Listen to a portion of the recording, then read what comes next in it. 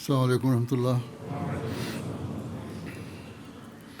أشهد أن لا إله إلا الله وحده لا شريك له وأشهد أن محمدا عبده ورسوله أما بعد فأعوذ بالله من الشيطان الرجيم بسم الله الرحمن الرحيم الحمد لله رب العالمين الرحمن الرحيم مالك يوم الدين إياك نعبد وإياك نستعين اهدنا الصراط المستقيم صراط الذين أنعمت عليهم غير المغضوب عليهم ولا الضالين. حضرت صلی اللہ علیہ وسلم کی سیرت کا بیان ہو رہا ہے. Je relatais les aspects de la vie du saint prophète Mohammed sallallahu alayhi wa sallam. Dans les précédents sermons, j'ai évoqué le thème de l'amour d'Allah.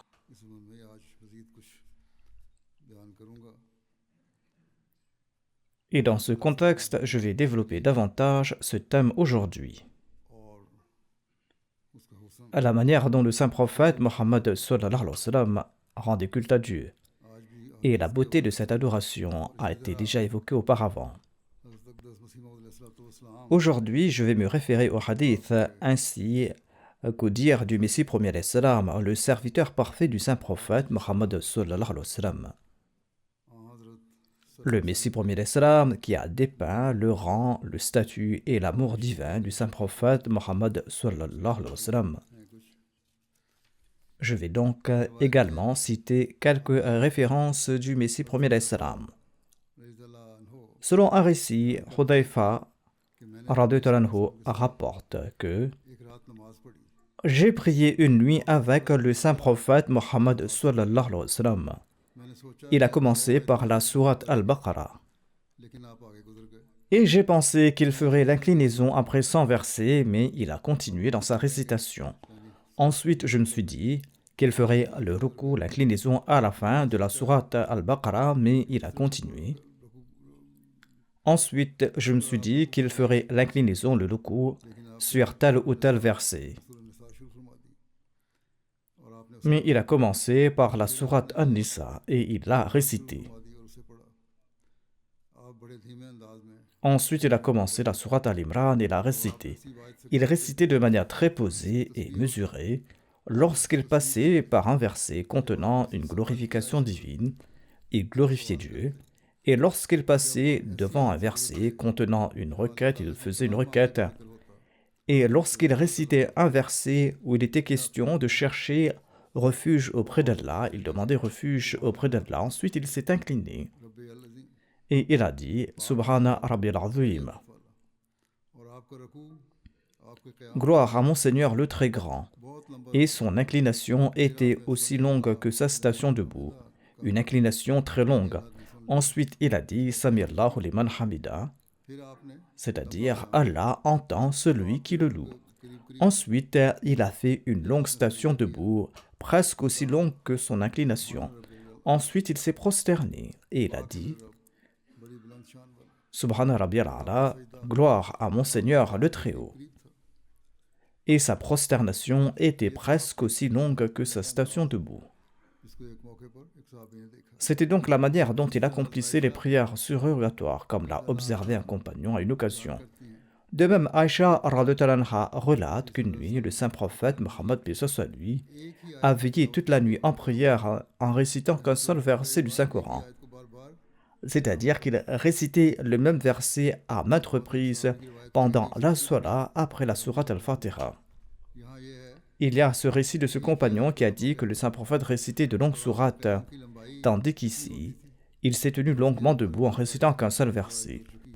Et quant à la durée de sa station debout, j'avais déjà relaté dans les sermons précédents le récit d'Aïcha radhiyallahu anha, notamment qu'il se tenait debout, s'inclinait et se prosternait si longuement que l'on ne pouvait que s'émerveiller de sa beauté. De même, Abu Dharr radhiyallahu anhu a rapporté que le saint prophète Mohammed sallallahu alayhi wa sallam s'est levé pour prier et il a répété un seul verset jusqu'au matin. Ce verset était In tu'adhibhum fa innahum ibaduk wa in taghfir lahum fa innaka antal azizul hakim. Si tu les châties, ce sont tes serviteurs, et si tu leur pardonnes, c'est toi en vérité le puissant, le sage. Le saint prophète Mohammed lui a prié pour leur pardon en raison de son amour pour Dieu et des sentiments de compassion qu'il avait dans son cœur pour la création. Il avait donc ces sentiments pour la création, les serviteurs de Dieu, demandant que Dieu leur pardonne, car Dieu est capable de punir, mais c'était aussi une prière pour que Dieu pardonne, car cette prière a été enseignée par Dieu lui-même. Ensuite, Aïcha radhiyallahu anha relate: au temps du messager d'Allah sallallahu alayhi wa sallam, il y a eu une éclipse du soleil. Le saint prophète Mohammed lui s'est levé pour prier. Il a fait une longue station debout, une longue qiyam, lors de la prière de l'éclipse. Ensuite, il s'est incliné, il a fait une longue inclination. Ensuite, il a relevé la tête, il a fait une longue station debout, qui était plus courte que la première station. Puis, il s'est incliné, il a fait une longue inclination qui était plus courte que la première inclination. Ensuite, il s'est prosterné, ensuite il s'est levé, et il a fait une longue station qui était plus courte que la première. Ensuite, il s'est incliné, il a fait une longue inclination qui était plus courte que la première inclination. Ensuite, il a relevé la tête, il s'est tenu debout, il a fait une longue station qui était plus courte que la première. Ensuite, il s'est incliné, il a fait une longue inclination qui était plus courte que la première inclination. Ensuite, il s'est prosterné. Ensuite, le saint prophète, paix soit lui, a terminé la salat et le soleil est réapparu. Ensuite, il a prononcé un sermon. Il a loué Allah, il lui a rendu grâce. Ensuite, il a déclaré: le soleil et la lune sont deux signes d'Allah.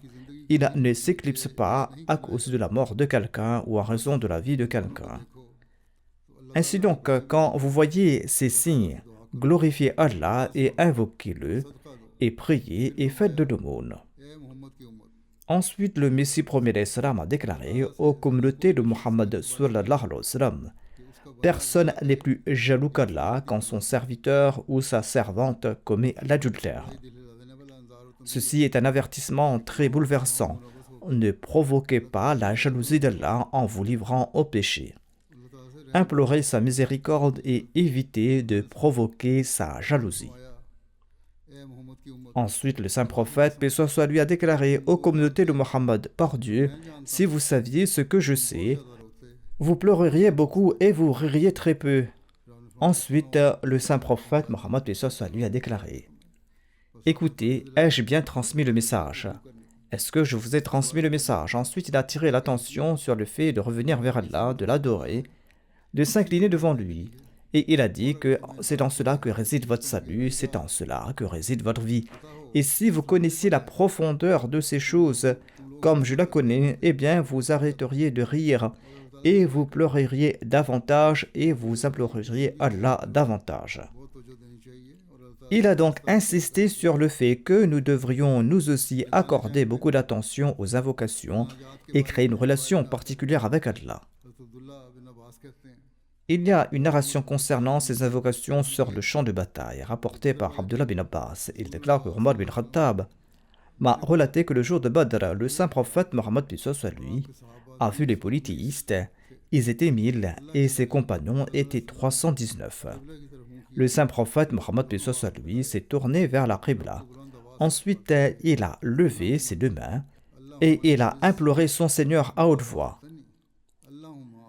Allahumma njizli ma wa'adtani, Allahumma ati ma wa'adtani, Allahumma innaka an tahlak isabata min ahli l'islam la tu'bad fil ardi.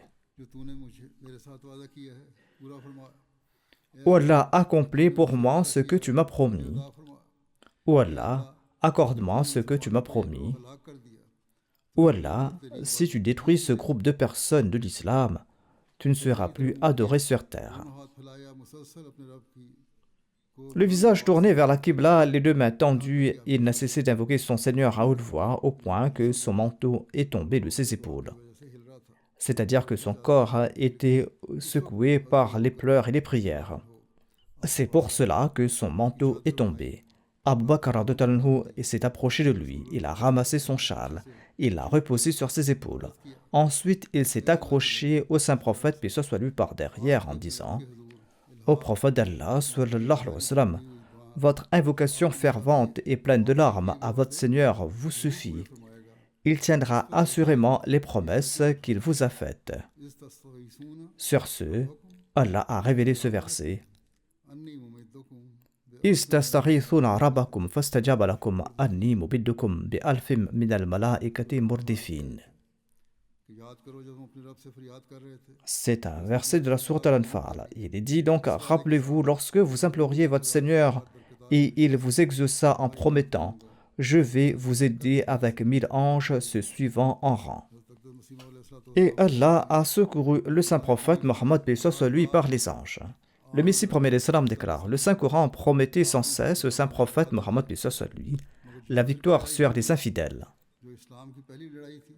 Mais lorsque commença la bataille de Badr, qui fut la première bataille de l'islam, le saint prophète Mohammed sallallahu alayhi wa sallam se mit à pleurer et à prier. Et il priait en ces termes. Il disait: Allahumma in ahlakta hadhihi al-isabati lan tu'bada fil ardi abada. C'est-à-dire: ô mon Seigneur, si aujourd'hui tu anéantis ce groupe de seulement 313 hommes, ou 319 selon certains récits, eh bien plus personne ne t'adorera jusqu'au jour du jugement. Quand Abu Bakr a entendu ces paroles de la bouche du saint prophète Mohammed paix soit lui, il a demandé au messager d'Allah sallallahu alayhi wa sallam: pourquoi êtes-vous aussi inquiet? Dieu vous a fait une promesse ferme qu'il vous accordera la victoire. Il a répondu: c'est vrai, mais mon regard est fixé sur son indépendance. En d'autres termes, accomplir une promesse n'est pas un devoir obligatoire pour Dieu. Il faut maintenant comprendre que, alors que le saint prophète Mohammed paix soit lui avait tellement tenu compte de la seigneurie par la voie du respect, pourquoi se détourner de cette croyance unanime concernant les prophètes, selon laquelle que parfois la prophétie de Dieu se réalise dans son sens littéral, parfois cette prophétie se réalise par la voie de la métaphore et de la figure de style. En relatant cet événement, le Messie promet l'Islam a également dit à ses opposants qui le critiquent en disant que les prophéties ne se réalisent pas telles quelles. Le Messie promet l'Islam explique qu'il existe différentes manières dont les prophéties se réalisent. Parfois, elles se réalisent littéralement, parfois d'une autre manière, mais Allah tient absolument ses promesses. Nous devons en tout cas rester humbles devant Allah à chaque instant, de peur qu'en raison de l'indépendance d'Allah, il n'y ait pas une interruption, une fin de ses faveurs, mais que le soutien et l'aide d'Allah soient toujours avec nous.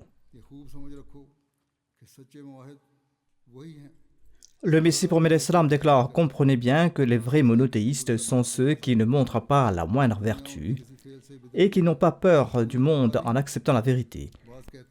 Si le monde est rébuté par l'une de leurs actions, ils ne s'en soucient guère. Certains disent que les efforts des compagnons ou leurs jeûnes qu'ils observaient n'ont pas été démontrés par le saint prophète Mohammed sallallahu alayhi wa sallam. Certains compagnons atteignaient presque une vie de monachisme, c'est-à-dire qu'ils avaient une telle ferveur religieuse qu'ils abandonnaient complètement le monde. On ne peut pas en conclure qu'ils étaient, que Dieu nous en préserve, plus grands que le saint prophète Mohammed sallallahu alayhi wa sallam. En réalité, Allah a exposé le saint prophète Mohammed sallallahu alayhi wa sallam par la contrainte. Le saint prophète Mohammed sallallahu alayhi wa sallam était absorbé dans l'adoration d'Allah et il était rempli d'amour. Allah était tout pour lui, mais Allah le Tout-Puissant l'a fait sortir de sa solitude par force. Cette habitude qu'il avait de se dissimuler ne l'a pas abandonné. Qui connaît l'ampleur de ses luttes et de ses adorations en secret? De même, j'ai déjà relaté l'incident du cimetière. Cela prouve la discrétion du saint prophète Mohammed sallallahu alayhi wa sallam. À savoir que, quand c'était le tour d'Aïcha radhiyallahu anha d'accueillir le saint prophète Mohammed paix soit lui, elle a ouvert les yeux et elle a constaté que le saint prophète paix soit lui n'était pas présent. Elle a été très surprise et elle l'a cherché mais l'a trouvé nulle part. Ensuite, elle est partie à le chercher partout et elle l'a vu au cimetière et elle priait avec insistance en disant « Oh mon Dieu, mon esprit, mon âme, mes os, chaque pore de mon corps t'ont adoré. » Le Messie promet l'Islam a exposé cela de cette manière et dit que si Aïcha n'avait pas été au courant de cette affaire, qui aurait su sur la relation entre le saint prophète Mohammed et son Seigneur? Quelle était l'ampleur de ses actes d'adoration et quelle était la façon dont il adorait Dieu en secret et en se cachant? Telle était la situation de ses luttes et de ses actes d'adoration. Puisqu'Allah ancre en eux la discrétion, le monde n'est pas pleinement informé de la situation de ces personnes. Ces personnes ne font rien pour le monde. Celui avec qui ils interagissent et entretiennent une relation sait et voit tout, partout. Il adore donc Dieu et il l'aime et il est au courant de tout. Ces gens n'agissent pas pour l'apparence du monde. Ensuite, le Messie promet l'Islam explique l'état de jouissance des avantages matériels de la vie d'ici-bas du saint prophète Mohammed sallallahu alayhi wa sallam. Il relate qu'un jour, Omar radhiyallahu anhu est parti rendre visite au saint prophète Mohammed lui et il a envoyé un garçon pour demander la permission d'entrer. Le saint prophète Mohammed sallallahu alayhi wa sallam était allongé sur une natte de feuilles de dattier. Quand Omar est entré, le saint prophète Mohammed lui s'est levé et il s'est assis. Et Omar a constaté que la maison était vide et ne contenait aucun objet de décoration. Un sabre était suspendu à un crochet et il y avait cette natte sur laquelle était couché le saint prophète Mohammed lui et dont les marques étaient encore visibles sur son dos béni. En voyant cela, Omar fut ému et il était en larmes. Le saint prophète, paix soit lui, lui a demandé « Omar, qu'est-ce qui te fait pleurer ?» Omar a répondu « Khosroès et César possèdent tous les moyens de confort. Ils vivent dans le confort et disposent de bienfaits et de commodités, et vous, le messager de Dieu, le roi des deux mondes, vous êtes là dans cet état, allongé sur une natte qui laisse des marques. » Le saint prophète Mohammed paix soit lui a déclaré « Omar, que m'importe le monde, je vis comme un voyageur monté sur un chameau et se rendant à sa destination. Le chemin traverse un désert et la chaleur est intense.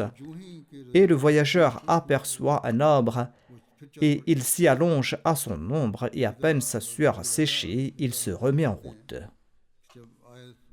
De même, Abu Huraira relate qu'Allah a révélé le verset suivant au saint prophète Mohammed paix soit lui. C'est-à-dire avertis tes plus proches parents. Sur ce, le saint prophète Mohammed paix soit lui s'est levé et il a déclaré aux gens des Koraïchites, rachetez vos âmes, car je ne pourrai rien pour vous auprès d'Allah. C'est-à-dire que si vous faites de bonnes œuvres, si vous vous tournez vers Allah et si vous l'adorez, si vous vous immergez dans son amour, eh bien vous serez pardonnés. Sinon, je ne pourrai rien faire pour vous. Ensuite, le saint prophète Mohammed paix soit lui s'est adressé à ses autres proches et à sa tribu en disant que, aux descendants d'Abd Manaf, je ne pourrai rien pour vous auprès d'Allah. Ô Abbas bin Abd al-Muttalib, je ne pourrai rien pour vous auprès d'Allah.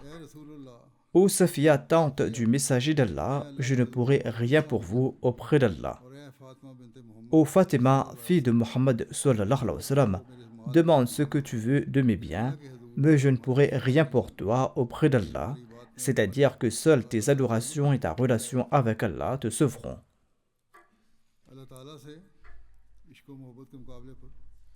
Le saint prophète Mohammed sallallahu alayhi wa sallam n'avait même pas peur pour sa propre vie face à l'amour et à la dévotion à Allah. Ainsi, lorsque le saint prophète Mohammed paix soit lui a commencé à prêcher son message, les Koraïchites sont partis voir Abu Talib, son oncle, et lui ont dit ceci: empêchez votre neveu de dénigrer nos divinités, sinon nous allons l'arrêter nous-mêmes. et vous ne pourrez plus intervenir. Ils lui ont dit, nous vous avons demandé d'empêcher votre neveu. Nous vous l'avons déjà dit, mais vous ne l'avez pas arrêté. Nous sommes revenus, soit nous l'empêcherons de dire de telles choses à notre sujet, soit nous nous battons contre lui et contre vous, jusqu'à ce qu'une des deux parties périsse. Quand les Korachites ont dit cela à Abu Talib, eh bien Abu Talib a fait venir le saint prophète Mohammed sallallahu alayhi wa sallam, et il lui a dit ceci: ô fils de mon frère, ne me charge pas d'un fardeau que je ne peux pas supporter. Le saint prophète Mohammed lui craignait que son oncle n'abandonne l'aide qu'il lui apportait et qu'il ne le livre aux Korachites. Sur ce, le saint prophète Mohammed lui a déclaré: ô mon oncle, par Dieu, même s'il mettait le soleil dans ma main droite et la lune dans ma main gauche, je ne renoncerai pas à ma mission et je ne cesserai à œuvrer jusqu'à ce qu'Allah réalise cette œuvre ou jusqu'à ce que je périsse dans cet effort. Ensuite, le saint prophète, paix soit lui, s'est levé et il est parti de là. Abu Talib l'a appelé et lui a dit ceci: ô mon neveu, fais ce que tu veux, par Dieu, je ne te livrerai pas à eux, même contre une récompense. Cet événement est relaté dans la Sira d'Ibn Hisham. Le Messie premier Islam a également rapporté cet événement. Il relate quand ces versets ont été révélés, disant que les polythéistes sont impurs, qu'ils sont souillés, qu'ils sont pires des créatures, qu'ils sont des insensés, des imbéciles, qu'ils sont la progéniture de Satan, et que leurs idoles sont du combustible pour le feu de l'enfer, et le bois de l'enfer. Eh bien, suite à ces déclarations, Abu Talib a fait venir le saint prophète Mohammed sallallahu alayhi wa sallam, et il lui a dit ceci: ô mon neveu, ton invective a maintenant excité la tribu, et ils sont sur le point de te détruire, toi et moi, ensemble. Tu as traité leurs hommes sages d'insensés, leurs aînés de pires des créatures, et tu as nommé leur divinité vénérable de bois d'enfer et combustible pour le feu, et tu les as généralement tous décrits comme impurs, comme la progéniture de Satan et comme des gens qui sont souillés. Je te dis, par souci de ton bien-être, de retenir ta langue et de cesser tes invectives, car sinon je n'ai pas la force de résister à cette tribu. En réponse, le saint prophète Mohammed sallallahu alayhi wa sallam a déclaré: ô mon oncle, ce ne sont pas des insultes, mais l'expression d'une réalité et la description exacte de la vérité au moment opportun. Et c'est précisément la tâche pour laquelle j'ai été envoyé. Si cela doit me mener à ma mort, eh bien j'accepte volontiers cette mort pour moi-même. Ma vie est consacrée à cette voie, et je ne peux pas m'empêcher d'exprimer la vérité par peur de la mort. Et ô mon oncle, si tu t'inquiètes de ta faiblesse et de tes souffrances, alors retire-toi de moi ta protection. Par Dieu, je n'ai absolument pas besoin de toi, je ne cesserai jamais de transmettre les commandements d'Allah. Les commandements de mon Seigneur me sont plus précieux que ma propre vie. Par Dieu, si je devais mourir sur cette voie, je souhaiterais être ressuscité encore et encore pour mourir éternellement sur cette même voie. Ce n'est pas un lieu de crainte, mais j'y trouve une joie immense à souffrir pour cette voie. Le Muslim Maud a commenté à ce sujet dans son tafsir. Il a déclaré que toute la vie du saint prophète Mohammed lui apparaît plongée dans l'amour divin. Malgré de très grandes responsabilités communautaires, il était occupé à rendre culte à Dieu matin et soir. Au milieu de la nuit, il se levait pour adorer Dieu, et il restait en prière jusqu'au matin. C'est pourquoi le saint prophète Mohammed a déclaré que s'il est vrai que je suis proche de Dieu et que Dieu m'a accordé sa proximité par sa grâce, n'est-ce pas mon devoir de le remercier autant que possible, car la gratitude est toujours en réponse à une faveur. C'est-à-dire que Dieu le Tout-Puissant m'a fait ses faveurs et je dois certainement le remercier.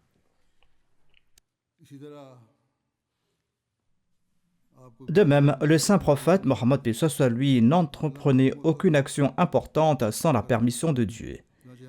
Il agissait lorsque Dieu le lui commandait. Ainsi, nous constatons que malgré les persécutions sévères du peuple de la Mecque, le saint prophète lui n'a pas quitté la Mecque tant que Dieu ne lui a pas accordé la révélation à ce sujet et ne lui a pas ordonné par révélation de quitter la Mecque. Voyant l'intensité de la persécution des habitants de la Mecque, il a permis à ses compagnons d'émigrer vers l'Abyssinie. Et lorsqu'ils lui ont exprimé le souhait qu'il les accompagnât, le saint prophète, paix soit lui, a répondu qu'il n'avait pas encore reçu la permission de la part de Dieu. Dans les moments de persécution et de souffrance, alors que les gens rassemblent leurs amis et leurs proches autour d'eux, le saint prophète Mohammed, paix soit lui, quant à lui, a ordonné à sa communauté d'émigrer vers l'Abyssinie et il est resté tout seul à la Mecque car son Dieu ne lui avait pas encore donné la permission d'émigrer. Et lorsqu'il entendait la parole de Dieu, ses yeux se remplissaient involontairement de larmes, en particulier face au verset qui attirait son attention sur ses propres responsabilités. En effet, Abdullah bin Masoud rapporte ceci. Une fois, le saint prophète Mohammed sallallahu alayhi wa sallam m'a dit ceci: récite-moi quelques versets du Saint-Coran. J'ai répondu au messager d'Allah sallallahu alayhi wa sallam: le Coran vous a été révélé, comment pourrais-je vous le réciter? Il a dit que j'aime écouter le Coran récité par d'autres personnes. Il rapporte qu'il a commencé à réciter le chapitre An-Nisa. Et il est arrivé vers ce verset: فَكَيْفَ إِذَا جِئْنَا مِنْ كُلِّ أُمَّةٍ بِشَهِيدٍ وَجِئْنَا بِكَ عَلَى هَؤُلَاءِ شَهِيدًا. C'est-à-dire, quel sera l'état de chacun lorsque nous ferons venir de chaque nation son prophète qui témoignera contre elle, et nous te ferons venir toi pour témoigner contre ta nation. Sur ce, le saint prophète, Mohammed paix soit lui, a déclaré: arrête, arrête. Abdullah bin Masoud déclare que quand j'ai tourné mon regard vers lui, des larmes coulaient de ses yeux. C'est un événement que j'ai relaté auparavant, mais chaque fois que nous l'entendons, une nouvelle perspective sur la crainte d'Allah et l'amour divin du saint prophète Mohammed paix soit lui se révèle. L'histoire de ses blessures lors du voyage du Taïf est relatée dans l'histoire en lien avec l'amour divin. Lors de la 10e année de sa Naboua, après la mort d'Abu Talib, lorsque les Qurayshites ont commencé à le persécuter, il s'est rendu à Taïf, il est resté là-bas 10 jours et il a prêché là-bas le message de l'islam. Mais personne n'a accepté son message. Lorsque les chefs de Taïf se sont dit que les jeunes pourraient accepter son invitation, ils se sont dit que, à force de répéter son message, peut-être que les gens vont l'accepter. Ces chefs de Taïf ont incité les voyous à se dresser contre lui. Ils ont commencé à le lapider au point où le sang coulait de ses 2 pieds. Zayd bin Haritha l'avait accompagné et quand les pierres arrivaient, Zayd tentait de les prendre sur lui, tant et si bien qu'il a reçu de nombreuses blessures à la tête.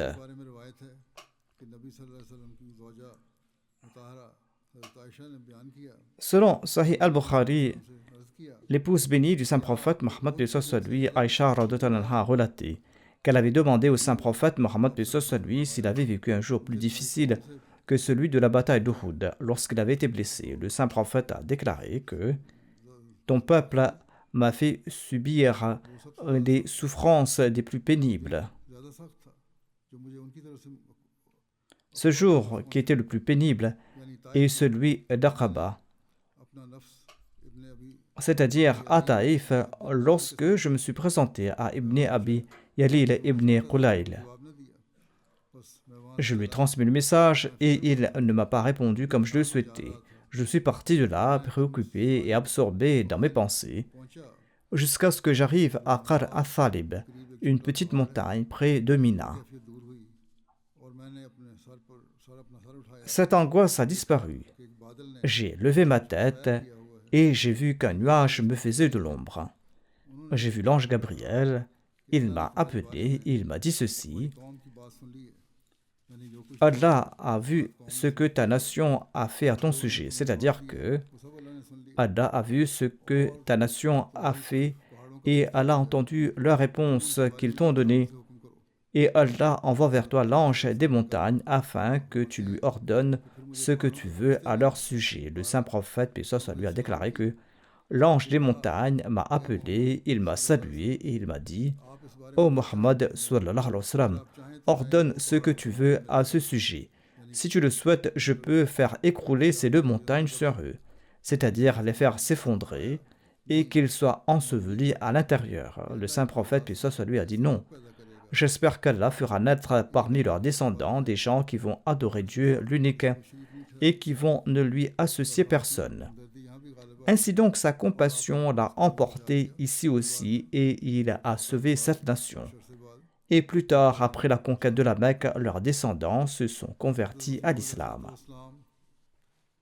Le Messie premier d'Islam, en parlant du statut et de la dignité du saint prophète Mohammed lui a déclaré que cette lumière de haut rang qui a été donnée à l'homme, c'est-à-dire à l'homme parfait, n'était pas dans les anges, ni dans les étoiles, ni dans la lune, ni même dans le soleil. Elle n'était pas non plus dans les mers et les rivières de la terre. Cette lumière n'était pas non plus dans le rubis, le saphir, l'émeraude, le diamant ou la perle. Bref, elle n'était dans aucune chose terrestre ou céleste, mais seulement en l'homme, c'est-à-dire en l'homme parfait, dont l'individu le plus complet, le plus parfait, le plus élevé, le plus sublime est notre Maître et Seigneur, le chef des prophètes, le chef des vivants, Mohammed Mustafa, que la paix et les bénédictions d'Allah soient sur lui. Ainsi, cette lumière fut donnée à cet être humain et selon leur rang à tous ceux qui lui ressemblent, c'est-à-dire à ceux qui partagent une couleur similaire, à savoir ceux qui, parmi ses disciples, suivent sa sunna. Ensuite, en expliquant ce qu'est le dépôt sacré confié à l'homme, le Messie premier d'Islam explique: et par dépôt, on entend toutes les forces de l'homme parfait, ainsi que son intelligence, son savoir, son cœur, son âme, ses sens, sa peur, son amour, son honneur, son prestige et tous les bienfaits spirituels et corporels que Dieu le Tout-Puissant accorde à l'homme parfait. Et ensuite, conformément au verset, Inna Allaha ya'murukum an tu'addul amanati ila ahliha, c'est-à-dire, certes, Allah vous commande de rendre les dépôts à leur ayant droit. En conformité à ce commandement de Dieu, l'homme parfait a restitué ce dépôt à la présence divine. C'est-à-dire que le saint prophète Mohammed s'anéantit en Dieu et se consacre à son chemin. C'est-à-dire que les dépôts qu'Allah avait confiés, il dépense toute sa force en suivant l'ordre de Dieu pour obtenir le plaisir de Dieu, afin que ces dépôts puissent être honorés et que l'amour et l'affection d'Allah soient obtenus autant que possible. C'était donc la grandeur suprême de la confiance que le saint prophète Mohammed lui avait accomplie en s'effaçant de l'amour d'Allah. En expliquant cela, le Messie premier d'Islam a déclaré que cette grandeur, au plus haut, au plus parfait, au plus complet degré, se trouvait chez notre Maître, notre Seigneur, notre guide, le prophète Ummi, le véridique et confirmé Mohammed Mustafa, que la paix et les bénédictions d'Allah soient sur lui, tout comme Allah lui-même a déclaré dans le Saint-Coran: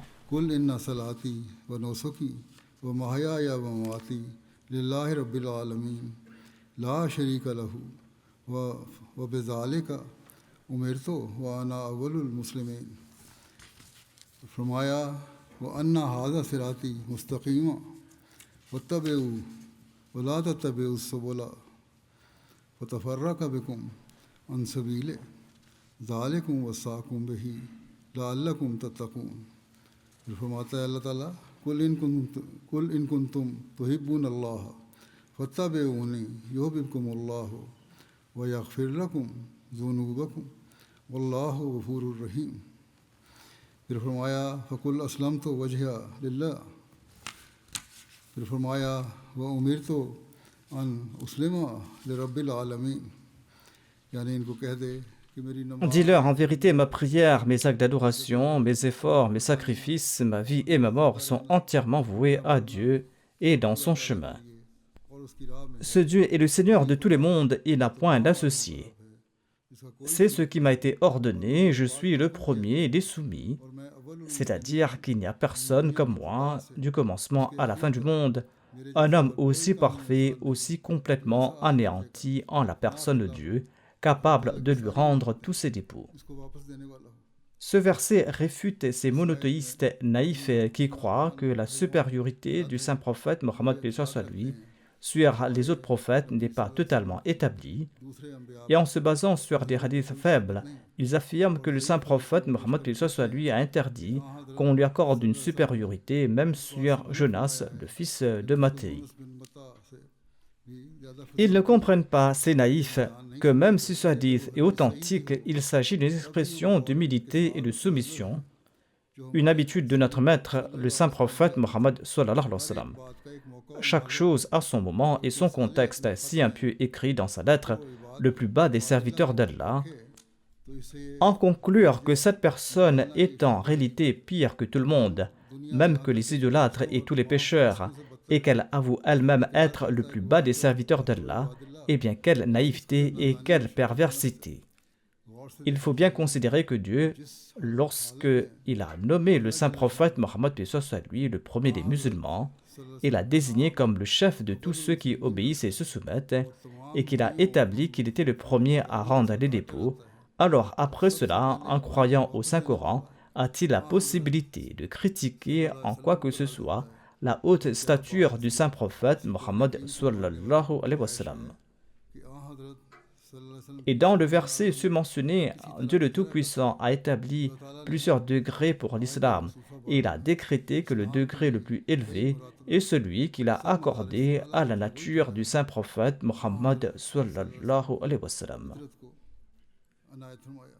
Ceci est la traduction des versets restants. Il est dit, Allah le Tout-Puissant dit à son messager de leur dire que mon chemin est le chemin droit, suivez ce chemin et ne suivez pas d'autres chemins qui vont vous éloigner de Dieu. Ensuite, il a déclaré, dis-leur, si vous aimez Allah, alors venez et suivez-moi, c'est-à-dire suivez ma voie, qui est la plus haute réalité de l'islam, et alors Dieu vous aimera vous aussi et vous pardonnera vos péchés. Dis-leur, mon chemin est celui-ci. Il m'a été ordonné de confier toute mon existence à Dieu et de me vouer entièrement au Seigneur des mondes, c'est-à-dire en me fondant en lui, comme il est le Seigneur des mondes, et que je devienne le serviteur du monde, et que je sois entièrement sien et dévoué à son chemin. J'ai donc consacré toute mon existence et tout ce qui m'appartient à Dieu. Désormais, rien ne m'appartient, et tout ce que j'ai lui appartient. C'était cette haute compréhension du rang et de la position du saint prophète Mohammed paix soit lui qu'Allah a accordé au Messie premier alayhi salam. Une compréhension que le Messie premier alayhi salam nous a également expliquée.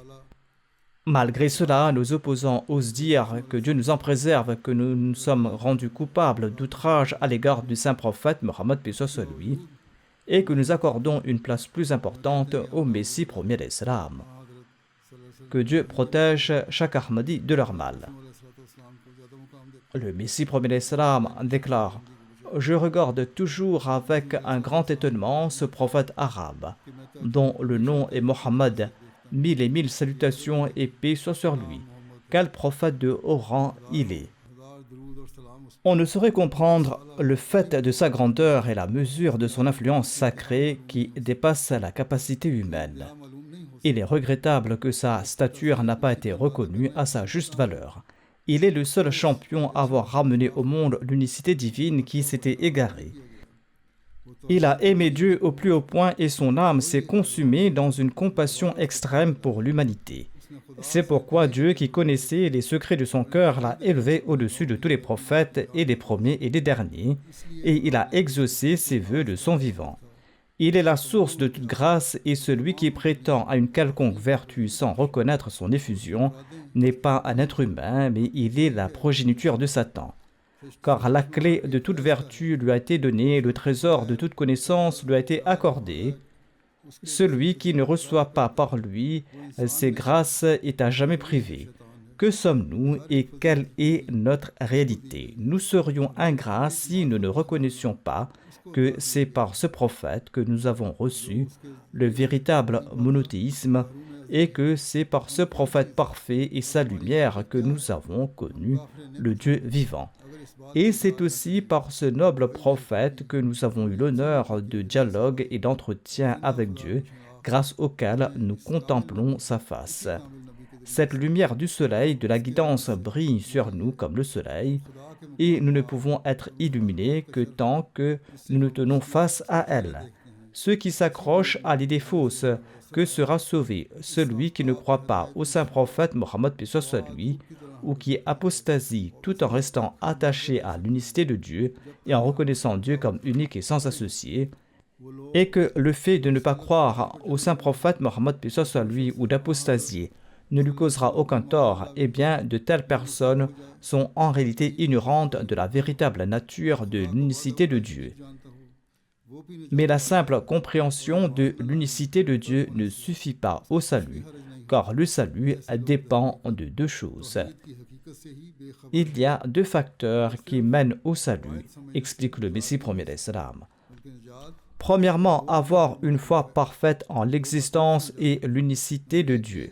Deuxièmement, avoir un amour si parfait pour la présence divine et sa gloire exaltée, pour que cela s'établisse dans le cœur, que sa domination et sa prévalence aient pour conséquence que l'obéissance à Dieu le Tout-Puissant soit la joie même de son âme, sans laquelle il ne puisse vivre, et que son amour piétine et anéantisse tous les autres amours. C'est là le véritable tawhid qui ne peut être obtenu que par la stricte observance des enseignements de notre Maître et Seigneur, le saint prophète Mohammed sallallahu alayhi wa sallam. Pourquoi est-ce qu'on ne peut pas obtenir cela autrement? La réponse est que l'essence de Dieu est l'inconnu de l'inconnu, au-delà de tout au-delà, et extrêmement caché, que les esprits humains ne peuvent découvrir par leur seule force. Aucune preuve rationnelle ne peut prouver catégoriquement son existence, car la portée et les efforts de la raison se limitent à observer les créations de ce monde et à ressentir la nécessité d'un créateur. Cependant, ressentir la nécessité est une chose et atteindre le degré de certitude absolue que le Dieu dont la nécessité est reconnue existe réellement en est une autre. La raison peut tout simplement nous indiquer que Dieu existe, comme beaucoup le disent, mais la raison ne nous dit pas qu'il existe réellement. Le Messie premier d'Islam explique: comme la voie de la raison est imparfaite, incomplète et incertaine, chaque philosophe ne peut pas identifier Dieu par la seule raison. Au contraire, beaucoup de ceux qui cherchent à connaître Dieu par la seule raison finissent par devenir des athées. Et la contemplation de la création de la terre et des cieux ne leur apporte aucun bénéfice. Ils se moquent et rient des saints de Dieu le Tout-Puissant, arguant qu'il existe des milliers de choses en ce monde dont nous ne voyons aucun avantage et dans lesquelles nos recherches rationnelles ne prouvent aucune fabrication qui indiquerait un créateur. Ainsi donc, quand ils réfléchissent avec leur raison, ils perçoivent certaines choses dont l'existence n'a aucune justification rationnelle. Elle existe simplement de manière absurde et vaine selon eux. Voilà ce qu'ils disent. Malheureusement, ces ignorants ne savent pas que l'absence de connaissance n'implique pas l'absence de la chose. L'ignorance d'une chose n'implique pas son inexistence. On trouve des centaines de milliers de personnes de ce genre à notre époque, et même de millions à notre époque, qui se considèrent comme des intellectuels et des philosophes de premier ordre, et qui nient farouchement l'existence de Dieu. Or, il est clair que s'ils disposaient d'une preuve rationnelle irréfutable, ils ne nieraient pas l'existence de Dieu. Et si une preuve rationnelle et certaine de l'existence de Dieu les contraignait, ils ne nieraient pas l'existence de Dieu avec autant d'impudence, de dérision et de moquerie. Ainsi, personne ne peut échapper à la tempête des doutes en montant à bord du navire des philosophes. S'asseoir avec les philosophes ou suivre leurs pensées ne peut pas mener à une libération des doutes. Il y a une tempête de doute dans le cœur de ces philosophes qui renient Allah. Ils sont assurément voués à la noyade et jamais, au grand jamais, ils ne goûteront au pur nectar de l'unicité divine. Maintenant, réfléchissez à quel point cette idée est vaine et répugnante de penser que l'on peut atteindre l'unicité divine et en être sauvé sans l'intermédiaire du saint prophète Mohammed sallallahu alayhi wa sallam. Si vous voulez connaître le tawhid véritable, connaître l'existence d'Allah, vous devez examiner en profondeur l'enseignement du saint prophète Mohammed paix soit lui. Vous devez comprendre le Saint-Coran. Le Messie premier d'Islam déclare: ô ignorants, comment pouvez-vous croire en son tawhid tant que vous n'avez pas une foi absolue en l'existence de Dieu? Soyez assurés que la certitude de l'unicité de Dieu ne peut être obtenue que par le biais du saint prophète Mohammed paix soit lui. Tout comme il a convaincu les athées et les hérétiques d'Arabie de l'existence de Dieu en leur montrant des milliers de signes célestes, Et jusqu'à présent, ceux qui suivent sincèrement et parfaitement le saint prophète Mohammed soit lui présentent ces signes aux athées. La vérité est que tant qu'un homme n'observe pas les puissances vivantes d'un Dieu vivant, Satan ne quitte pas son cœur. Et l'unicité sincère ne pénètre pas dans son cœur et il ne peut être convaincu de l'existence de Dieu avec certitude. Et cette unicité pure et parfaite ne peut être obtenue que par le biais du saint prophète Mohammed sallallahu alayhi wa sallam. Et à cette époque, cette doctrine a été expliquée clairement par le Messie premier alayhi salam. Ensuite, le Messie premier alayhi salam déclare cet étrange événement qui s'est produit dans le pays désertique d'Arabie, où des millions de morts ont ressuscité en peu de jours, où des générations de corrompus ont pris une couleur divine, où les aveugles ont retrouvé la vue, où la langue des muets s'est mise à déverser des connaissances divines et où un bouleversement s'est produit soudainement dans le monde, tel qu'aucun œil ne l'avait jamais vu ni aucune oreille ne l'avait jamais entendu. Savez-vous ce que c'était? C'était les prières des nuits sombres de Fanifillah, de celui qui s'était anéanti en Dieu, qui ont fait du bruit en ce monde et qui ont montré des choses merveilleuses qui semblaient impossibles de la part de cet ummi démuni. Allahumma salli wa sallim wa barik alayhi wa alihi bi'adidi hammihi wa ghammihi wa huznihi li hadhihi al-umma wa anzil alayhi anwara rahmatik ila al-abad. Oh Allah, répands ta miséricorde, ta paix, tes bénédictions sur Mohammed et sur sa famille.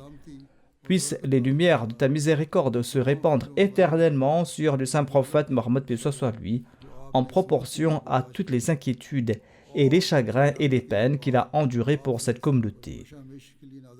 Le Messie premier d'Islam explique: je constate par ma propre expérience que l'influence des prières est plus grande que celle de l'eau et du feu, et qu'il n'y a rien d'aussi puissant que la chaîne des causes naturelles que la prière.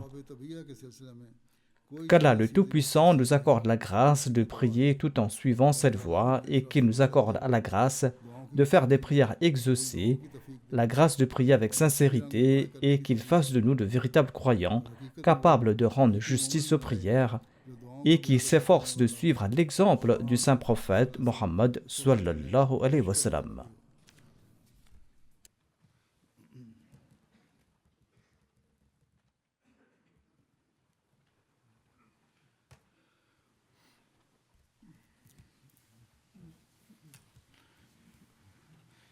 Alhamdulillah,